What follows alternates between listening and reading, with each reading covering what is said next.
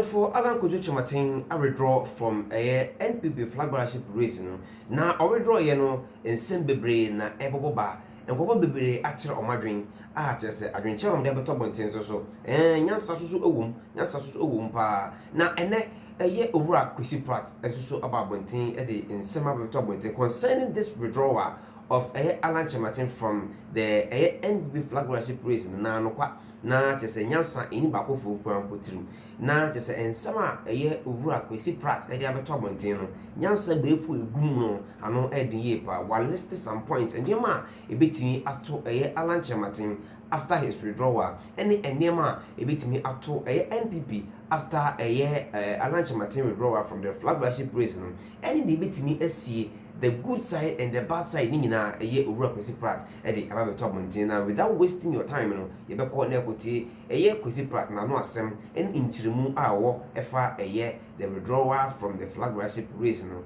of Alan Kyeremateng yenko ni nkoti Kwesi Pratt ni nsem odi begu abonten. Well, I've read the statement which was issued by Mr. Alan Kyeremateng. Were you surprised? Not surprised. Not surprised at all.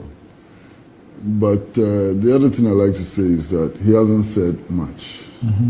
He has said very, very little. Look, he has a whole range of options before him. Whole range, many options before him. Whatever option he takes would have some huge significance. So before he chooses his final option, it is very, very difficult to discuss, the statement that he put out. And let me give you a range of options, some of the options. There are many of them. Look, one of the options he can take now is simply withdraw from the political party and contest as an independent candidate. And in coming to this conclusion, he may very well imagine that he can push the elections into a second round and become the ultimate kingmaker of Ghana. That's one of the range of possibilities.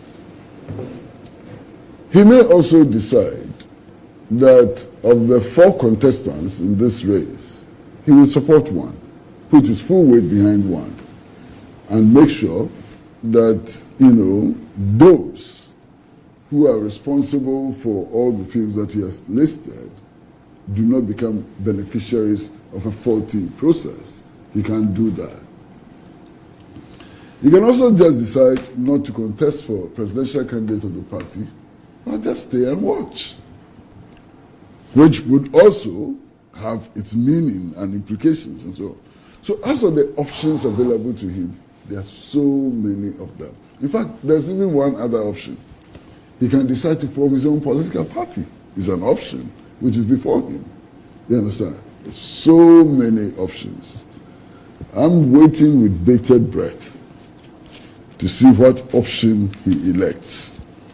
And in his own interest, I would advise that he shouldn't wait too long. If he waits too long, his forces will dissipate. You understand? There are some people who today are saying that, if he's out of the race, then what are they going to do? They better rush to Baumia camp, so that they can have somewhere to anchor and so on.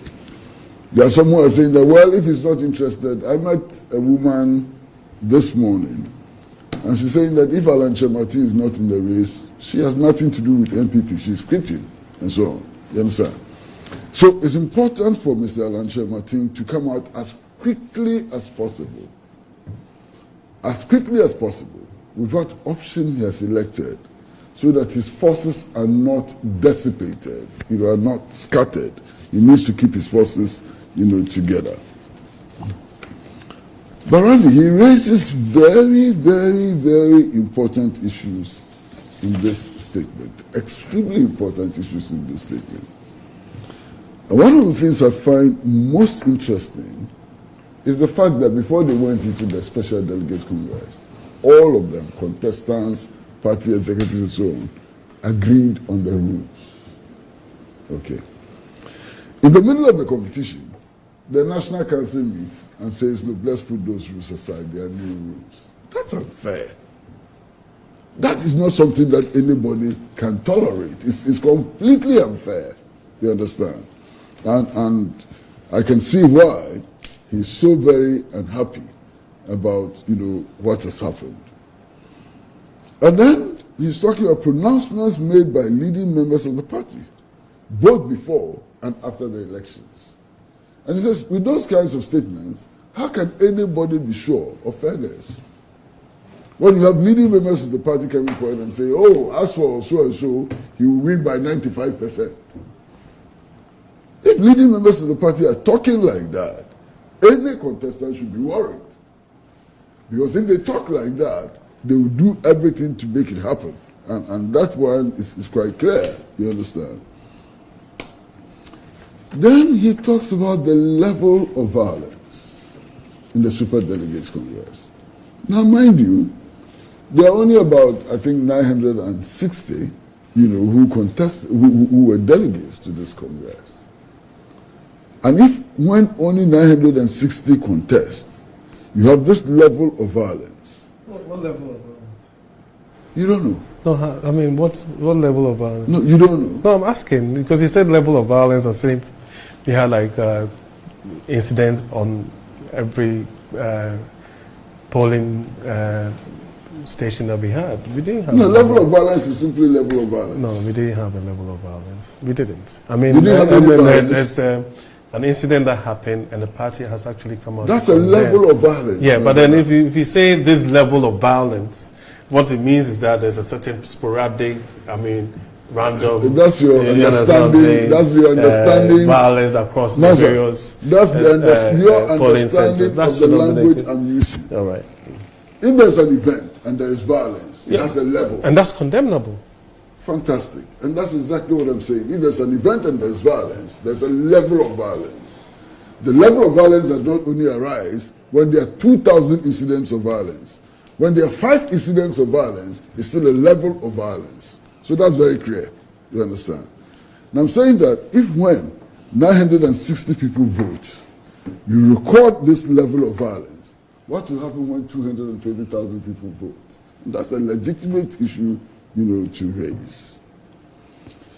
Now, there's one point he makes, which is very, very interesting. I mean, the fact that there were rules governing the election, which were not followed at all. Nobody was interested in following the rules. Look, one of the rules was that nobody should, after voting, display his vote to the general public. My brother, in Nairobi, 28 people voted. Out of the 28 people who voted, only one did not show his ballot. And that one was the regional minister. Apart from the regional minister, everybody who voted displayed the, clear infringement of the rules. Very, very clear infringement of the rules. And the rules said that anybody who displayed his ballot, that vote should not count. They were counted.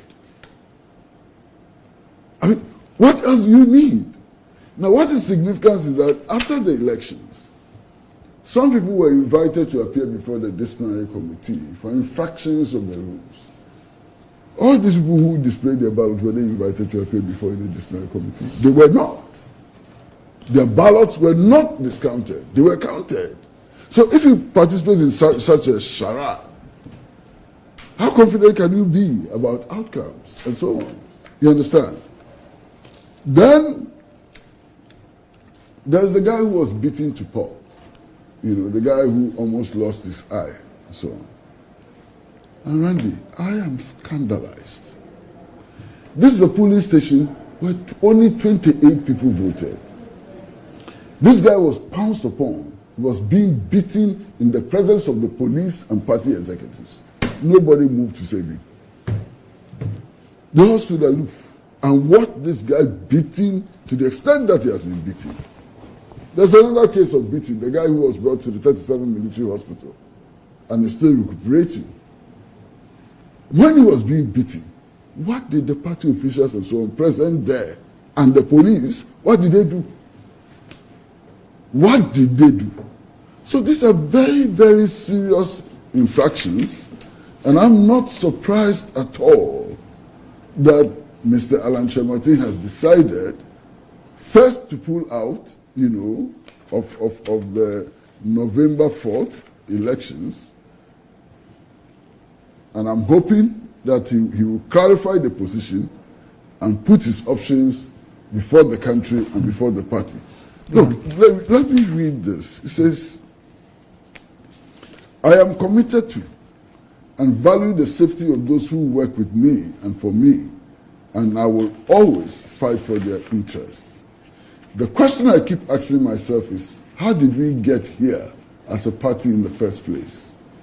And how far are we prepared to tread on this dangerous path of self-destruction?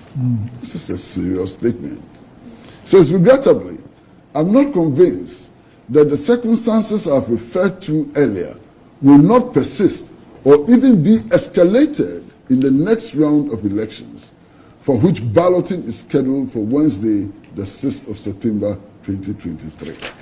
Very clear.